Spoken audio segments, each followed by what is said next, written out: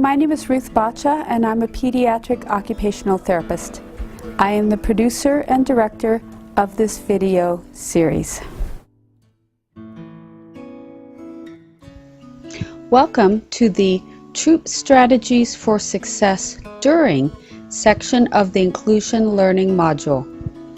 This segment focuses on ways to promote success in all the girls during the actual troop meeting or event. In this video, you will discover positive attitudes to maintain when approaching activities with girls who have varying strengths and limitations, learn transition tricks to help with moving girls along from one part of the troop meeting to the next, discover how establishing consistent expectations at the start of the meeting also aid in this process, and expand your understanding of factors that may play a role in a girl's success, such as hidden disabilities or different learning styles. The tricks and tips in this section are not only relevant for girls with special needs, but also girls of all ability levels. Let's hear from the founder of a school for kids with special needs, 2 behavior specialists, and a parent about the topic. I'm Trina Westerlund. I'm the founder of Children's Institute for Learning Differences, known as CHILD, here in the Pacific Northwest. I'm a career educator in special education, a parent coach, and a teacher trainer. Once you've welcomed a girl into your troop, it's critical that that child feels truly able to do what the other kids are doing.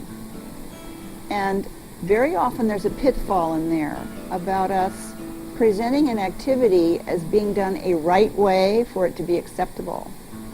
And we need to neutralize that so that any way it's done, as long as it's a sincere effort, counts. The other piece is knowing when to stop expecting more action from a child. When it's okay for them to either take a break or to stop altogether and just not work on it anymore in that session, that has to be okay with you, so that you're not, without realizing it, sending the message, there's something wrong here. You didn't do enough. You haven't done it right.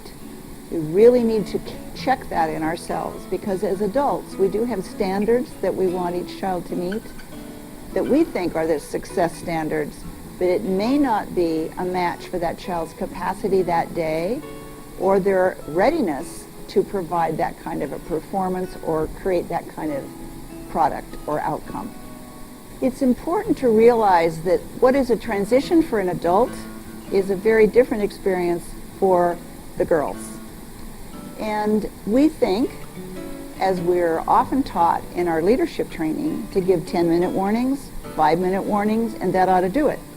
Because we're literally setting the scene for something different's going to happen. We're going to finish up this and move on to something else. But we may have children in our troop who don't listen or don't translate that trick or that cue into what it really means for them. They hear the words, but they don't realize, oh, I'm supposed to be shutting down this. I'm supposed to be completing. It's time to get ready to put it away. So it's really important that you also, after the 5-minute warning, can say a 2-minute warning. That means what I should see now is you are at this point in your getting ready to stop. It's almost time to complete this. Completion looks like this. And describe what would happen when you are done. So children have more cues, more information, and a way to literally change gears. It's like being in a car that needs a clutch, and if you don't put in the clutch, they don't shift. So my name is Mandy, and I'm a behavior technician for ResCare. I've been doing this for about 10 years, that and working for the school districts. Strategies to promote success include expectations for the activities or events, knowing ahead of time what is appropriate and not appropriate, knowing what the schedule is going to be. Once you have set up both boundaries and expectations, keep them consistent from meeting to meeting. Using these strategies will greatly improve your ability to help the girl be successful in your group.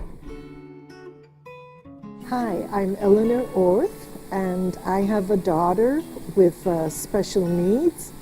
We've had many years of experience of her participating in various organizations.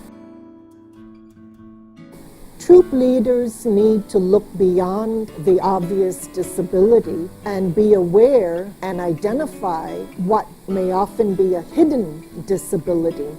For example, my daughter has Down syndrome, so it's very obvious right off from her facial characteristics that here's a person with a cognitive disability.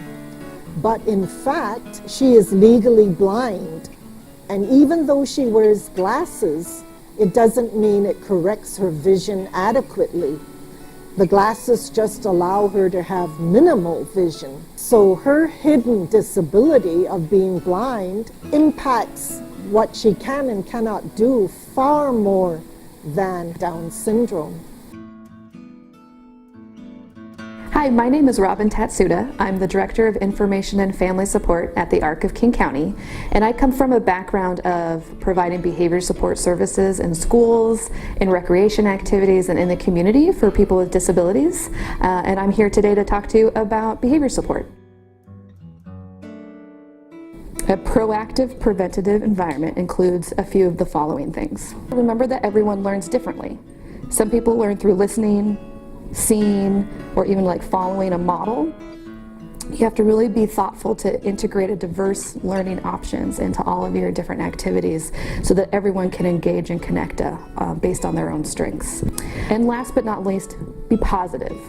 Set the tone for your whole group that everyone is there to encourage each other and celebrate success instead of focusing on failures or focusing on what could have been better or things like that. Using these strategies will greatly improve your ability to help the girl be successful in your group.